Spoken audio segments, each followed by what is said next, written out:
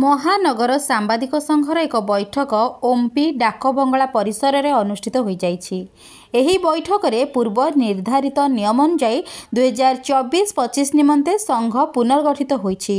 संघर नूतन कर्मकर्ता मंडलीर उपदेष्टा भावे चित्तरंजन मिश्र, निखिल विश्वाल, भरत महारणा, प्रदीप कुमार रथ प्रमुख मनोनीत होता बेले सभापति भावे प्रदीप कुमार पति, कार्यकारी सभापति सुकांत कुमार पंडा, उपसभापति जयंत कुमार राउतराय, संपादक विश्वजित धल, संगठन संपादक आनंद दास सह संपादक महेश पाटरा, कोषाध्यक्ष प्रशांत महांती, सदस्य विश्वजित नायक, असीम अमिताभ महापात्र, स्वराज केशरी, गणेश कुमार साहू और सत्यदीप कर प्रमुख मनोनीत होइचंती।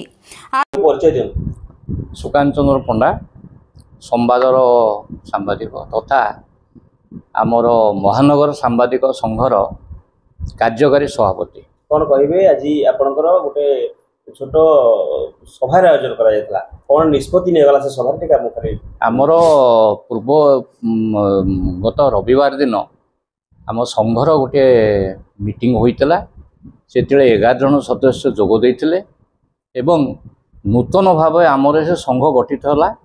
जो माने कि मु हेली कार्यकारी सभापति भाव में प्रदीप कुमार पति, संपादक भाव में विश्वजित धल, सह संपादक भाव में महेश पाटरा, उपसभापति भाव में आमर जयंत राउतराय, आउ संगठन संपादक भाव में आनंद दास, आउ आमर उपदेष्टा मंडली रे आमर चित्तरंजन मिश्र, आउ निखिल विश्वाल, भरत महाराणा आ प्रदीप रथ समस्त सर्वसम्मतिक्रमे निर्वाचित होले, मनोनीत हेले। तेणु यहाँ बड़ खुशीर दिन।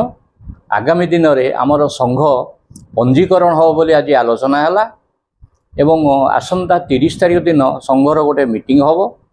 मीटिंग रे सेवनर समस्ते खाया पीवार व्यवस्था सहित से ही दिन ही माने डिसीजन करा जे आमे पंजीकरण करवा, नूतन सभ्य ग्रहण करा एवं तुरंत यह पंजीकरण करा। यही संघ लोक मानकर सामाजिक स्तर रे जो प्रकार जो माने पाउना माने जो माने दुर्दिन रे पड़िचंती, जो माने असहाय से आम संघ आगुरु जेमती साहाय्य करतला सेही भली भाव में समस्ते आम एकत्रित होई से मानकु साहाय्य करिवो। आर्थिक हो बा प्रशासनिक स्तर रे हो बा जेउ स्तर रे हो आम आगुरु एटा सेवा करी आसीचु आसीथिबु करिवु मध्य। आज हमर एटा गोटे बड़ सौभाग्यर दिन। अन्य प्रदीप कुमार पति महानगर सांबादिक संघर सभापति रूपे मनोनीत।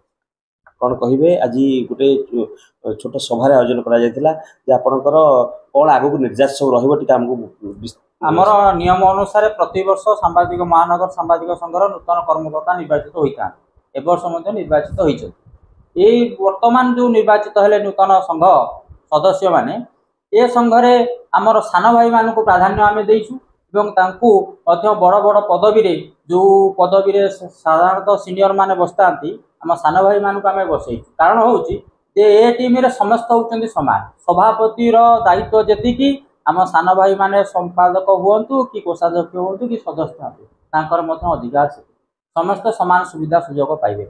एवं ए संघ साधारणतः आम भाई मानकर सुविधा असुविधा ठिया होगा सहित जनसाधारण मानकर सुखर असुविधा दुखर ठिया होगा प्रतिश्रुति।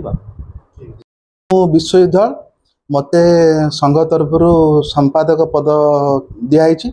मु भावुची मुझको ठीक भाव में तुले चेष्टा करी।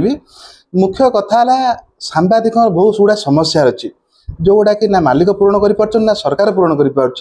जो सांबादिकटी सदा सर्वदा गरीब असहाय लोकों तार कलम चलाऊँ तार बूम चलाऊँ किंतु सी निजे सदा सर्वदा निष्पृष्ट हो रही। आम तांकरी मान सदा सर्व स्वर उठेबा। यह मोर वक्तव्य। धन्यवाद।